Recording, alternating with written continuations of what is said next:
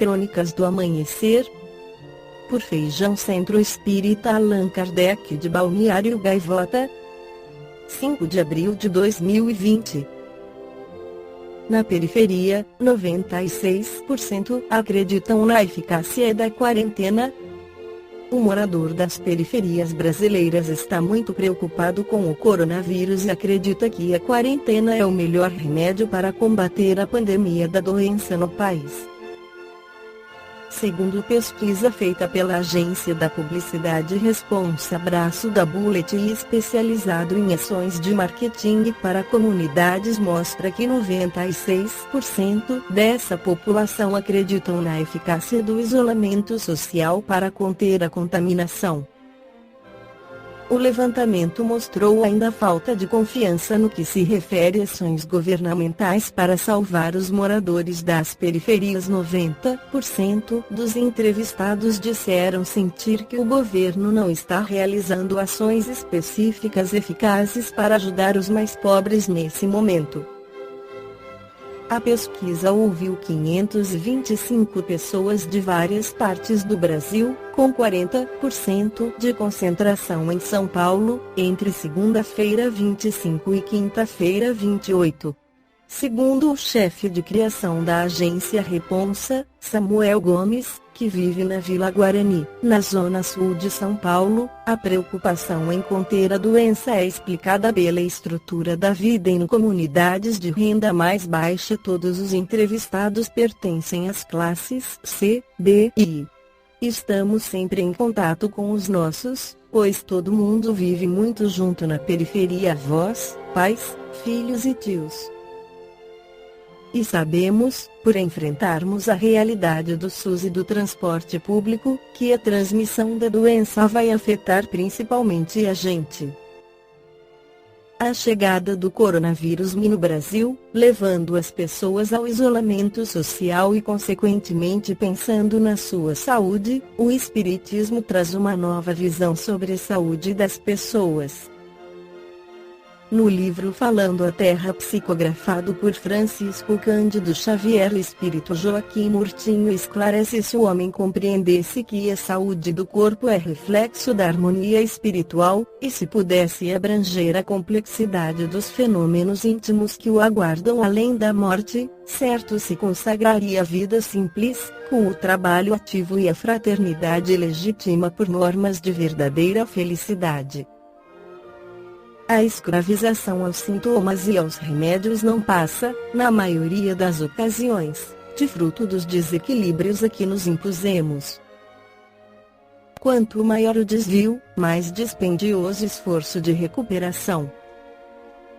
Assim, também, cresce o número das enfermidades à proporção que se nos multiplicam os desacertos, e, exacerbadas as doenças, tornam-se cada vez mais difíceis e complicados os processos e tratamento, levando milhões de criaturas a se algemarem a preocupações e atividades que adiam, indefinidamente, a verdadeira obra de educação que o mundo necessita. O homem é inquilino da carne, com obrigações naturais de preservação e defesa do patrimônio que temporariamente usufrui.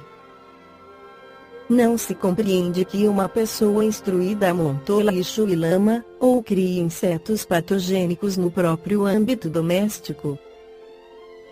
Existe, no entanto, muita gente de boa leitura e de hábitos respeitáveis que não se lhe dá a tochar dos mais vários tóxicos a residência corpórea e que não acha mal no libertar a cólera e a irritação, de minuto a minuto, dando pasto a pensamentos aviltantes, cujos efeitos por muito tempo se fazem sentir na vida diária. Sirvamo-nos deste símbolo, para estender-nos em mais simples considerações. Se sabemos imprescindível a higiene interna da casa, por que não movermos o espanador da atividade benéfica, desmanchando as teias escuras das ideias tristes? Por que não fazer ato salutar do uso da água pura, em vasta escala, beneficiando os mais íntimos escaninhos do edifício celular e atendendo igualmente ao banho diário, no escrúpulo do asseio? se nos desvelamos em conservar o domicílio suficientemente arejado, por que não respirar, a longos haustos, o oxigênio tão puro quanto possível, de modo a facilitar a vida dos pulmões? Todos os sentimentos que nos ponham em desarmonia com o ambiente, onde fomos chamados a viver, geram emoções que desorganizam, não só as colônias celulares do corpo físico, mas também o tecido sutil da alma, agravando a anarquia do psiquismo. Qualquer criatura, conscientemente ou não, mobiliza as faculdades magnéticas que lhe são peculiares nas atividades do meio em que vive. Atrai e repele. Do modo pelo qual se utiliza de semelhantes forças depende, em grande parte, a conservação dos fatores naturais de saúde.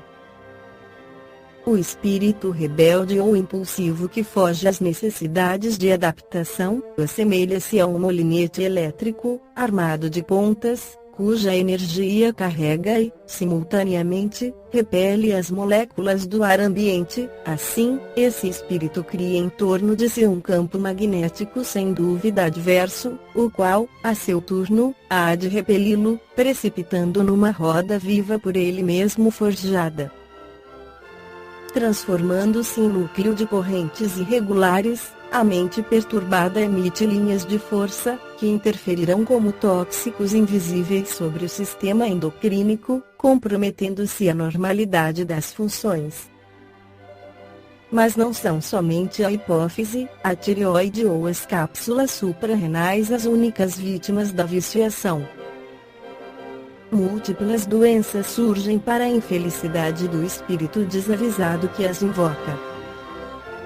Moléstias como o aborto, a encefalite letárgica, a esplenite, a apoplexia cerebral, a loucura, a nevralgia, a tuberculose, a coreia, a epilepsia, a paralisia, as afecções do coração, as úlceras gástricas e as duodenais, a cirrose, a icterícia, a histeria e todas as formas de câncer podem nascer dos desequilíbrios do pensamento. Em muitos casos, são inúteis quaisquer recursos medicamentosos, porquanto só a modificação do movimento vibratório da mente, à base de ondas simpáticas, poderá oferecer ao doente as necessárias condições de harmonia. Geralmente, a desencarnação prematura é o resultado do longo duelo vivido pela alma invigilante. Esses conflitos prosseguem na profundeza da consciência, dificultando a ligação entre a alma e os poderes restauradores que governam a vida. A extrema vibratilidade da alma produz estados de hipersensibilidade, os quais, em muitas circunstâncias, se fazem seguir de verdadeiros desastres organopsíquicos. O pensamento, qualquer que seja sua natureza, é uma energia, tendo, conseguintemente, seus efeitos. Se o homem cultivasse a cautela, selecionando inclinações e reconhecendo o caráter positivo das leis morais, outras condições, menos dolorosas e mais elevadas, lhe presidiriam a evolução. É imprescindível, porém, que a experiência nos instrua individualmente. Cada qual em seu roteiro, em sua prova, em sua lição.